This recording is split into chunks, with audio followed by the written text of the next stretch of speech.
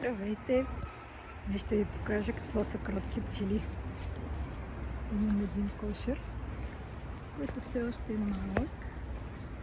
Това му е магазина. Току-що го прегледах без изобщо да си сложа предпазни материали. Естествено, много внимателно.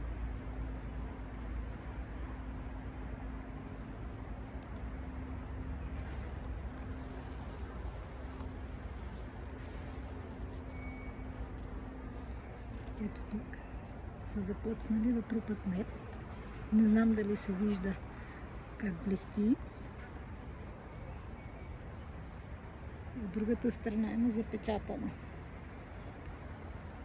Може да се надникне. Долу продължават да си работят. И така рамка по рамка го прегледах целия. Прекрасен, малък. Това е от тази годишно семейство. Тази година от него мед няма да се вади, но до година ще бъде. Се надявам да бъде здраво и силно.